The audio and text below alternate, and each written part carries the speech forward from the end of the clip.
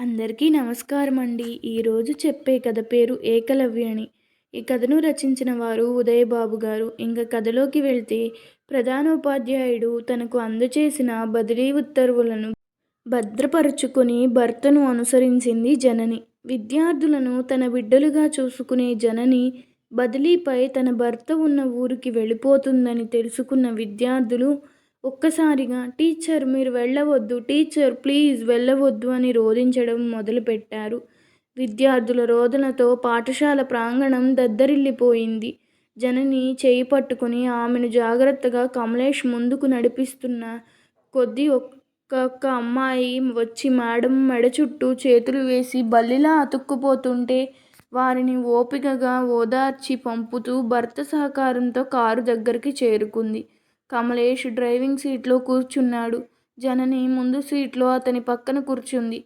దూడనొదిలి అడవికి వెళ్ళిపోతున్న తల్లి ఆవు పుణ్యకోటిలా మేడం మేడం అంటూ పిల్లలు కళ్ళు తుడుచుకుంటూనే ఉన్నారు. ఉపాధ్యాయులందరూ పదండి బాబు, లోపలికి పదండమ్మా అని పిల్లలను అదిలిస్తూ బలవంతంగా తరగతి గదిలోకి పంపసాగారు. సరిగ్గా అప్పుడు గుర్తొచ్చింది జననికి కృపామణి. ఆమె 8వ తరగతి చదువుతుంది. 6వ తరగతిలో ఏదో కొండ ప్రాంతపు గూడెం నుంచి ఆమె తల్లి ఆమె పేదరికం చేత ఆమెను వెనుకబడిన తరగతుల్లో హాస్టల్లో చేర్పించి వెళ్ళిపోయింది. పౌష్టికాహారం లోపం వల్ల 4వ తరగతిలోనే ఆమెకు కాళ్ళు చచ్చుబడిపోయాయట. ఎలాగైనా కష్టపడి చదువుకొని చేయూతనివ్వాలనే ఆమె ఆశయాన్ని మొదట్లోనే గుర్తించి ప్రధానోపాధ్యాయుని సహకారంతో ప్రభుత్వం ఆమెకి చక్రాల కుర్చీ అందజేసేలా చేసింది జనని. పిల్లలు లేని తనకు 3 ఏళ్లుగా దేవుడిచ్చిన బిడ్డగా భావించి ఆదరించింది. ఆమె కన్నతల్లిలా సాకి జీవితం పట్ల నమ్మకాన్ని, జీవితం పట్ల విశ్వాసాన్ని నేర్పించింది. ఒకనాడు కూడా కృప తల్లి ఆమెను చూడడానికి రాలేదు. 6వ తరగతి ప్రారంభంలోనే ఆమెలోని నైపుణ్యాన్ని గుర్తించింది జనని. ఎక్కువ మంది పిల్లలు బొమ్మలు వేయడంలో ఇష్టం చూపితే తన చుట్టూ పడి ఉన్న వ్యర్థ పదార్థాలతో రోజూ ఏదో ఒక బొమ్మ తయారు చేసి పాఠశాలకు తెచ్చేది కృపామణి. ఆమె చేసిన వాటిల్లో ఎక్కువగా అమ్మ బొమ్మలే ఉండేవి. తల్లి బిడ్డను చంకలో ఉంచుకుని నెత్తిమీద కడవతో నీళ్లు వెళ్తున్నట్టు, చందమామ చూపిస్తూ అమ్మ బిడ్డకు గోరుముద్దలు తినిపిస్తున్నట్టు, అమ్మ బిడ్డను చీర కొంగులో చుట్టి నడుముకు ముడివేసుకుని కల్లాపు జల్లుతున్నట్టు, ఇంకా ఎన్నెన్నో.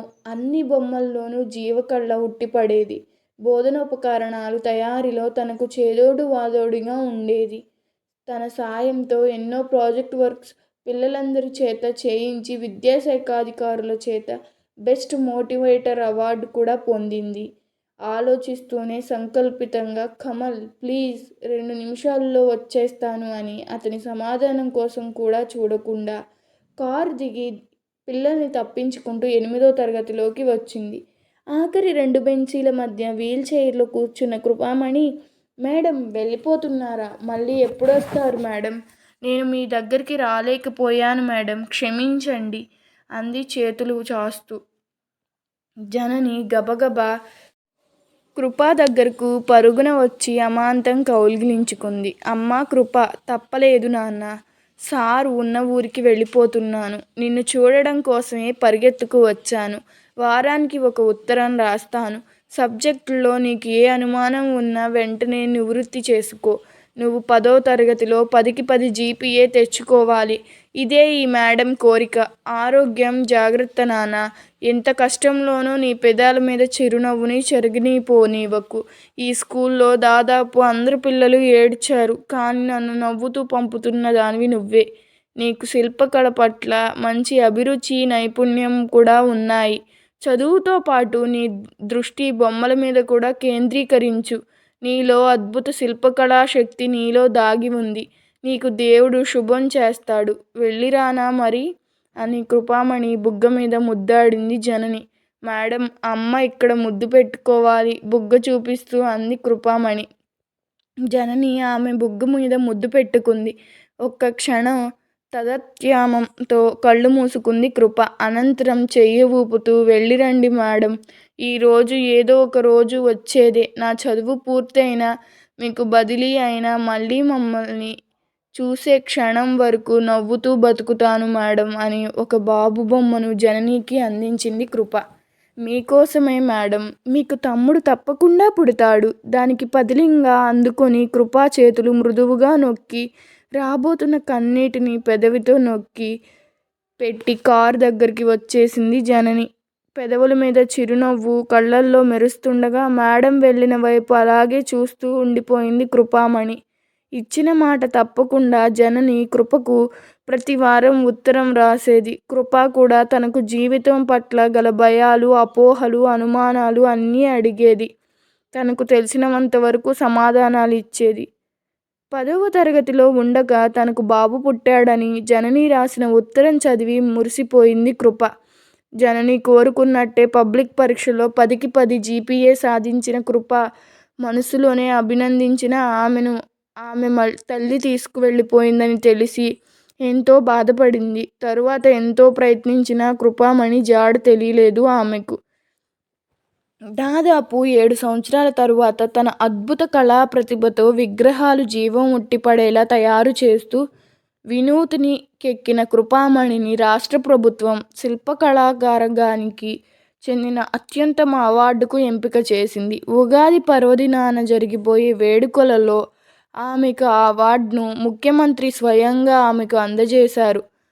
తనను నేర్చిన కళను తనలాంటి ఎందరో విద్యార్థులకు ఉచిత శిక్షణ ఇస్తూ ఆమెను విద్యాశాఖ ప్రత్యేకంగా అభినందిస్తుంది అన్న వార్త ముందు మీడియాలోనూ మర్నాడు అన్ని ప్రధాన వార్తాపత్రికల్లోనూ చదివిన జనని ఆనందానికి అవధులు లేవు. పత్రిక విలేకరులు ఇంటర్వ్యూ చేసినప్పుడు తాను ఈరోజు ఈ స్థాయి చేరడానికి ప్రధాన కారణం మాతృమూర్తి సమానురాలైన జనని మేడం అని, తనను శిల్పిని చేసిన శిల్పం ఆమె అని, ఆ మేడం తన భర్త ఉన్న జిల్లాకు బదిలీ అయి వెళ్ళిపోయిన రోజు తన అవకారం వల్ల తరగతి గదిలోనే ఉండిపోతే తనను గుర్తు చేసుకుని కారు దిగి తను ఉన్న చోటికి వచ్చి ఎన్నో ధైర్యవచనాలు చెప్పి వెళ్ళారని, ఆమె రాసిన ఉత్తరాలు చదువుతున్నప్పుడు మాజీ భారత ప్రధాని జవహర్లాల్ నెహ్రూ తన కుమార్తె, మన దేశానికి మరో ప్రధాని అయిన శ్రీమతి ఇందిరాగాంధీ గారికి రాసిన ఉత్తరాలు ఇచ్చినంత స్ఫూర్తిని తనకు ఇచ్చాయని, ఆ ప్రతి ఉత్తరాను తను భద్రంగా దాచుకున్నానని, ఆ తల్లి ఎక్కడున్నా ఆ రోజు కార్యక్రమానికి హాజరు కావాలని ప్రతికాముఖంగా ఆమెకు స్వాగతం పలుకుతున్నానని చెప్పింది.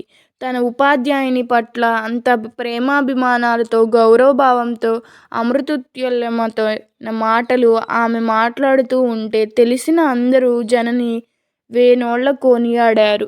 ఒకరినొకరు చూసుకునే ఆ శుభగడియ రానే వచ్చింది. వేదిక మీద కృపామణి అభ్యర్థన మేరకు జననిని ఆహ్వానించారు అధికారులు. మేడం అంటూ తనకి నమస్కరించబోయిన కృపామణిని చూస్తూనే గాఢంగా కౌగిలించుకుని నుదుటన ముద్దాడింది జనని.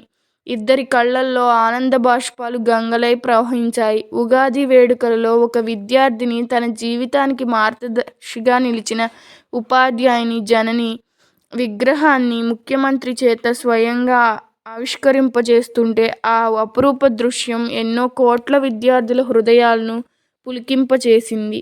ఆ సందర్భంగా ముఖ్యమంత్రి మాట్లాడుతూ కళారత్న అవార్డు సాధించిన కృపామణికి ఏకలవ్యని అనే బిరుదును ముఖ్యమంత్రి జనని టీచర్ చేతుల మీదుగా అందుకున్న కృపామణి సభాముఖంగా ఉపాధ్యాయ లోకానికి ఈ అవార్డు అంకితమని ప్రకటించింది.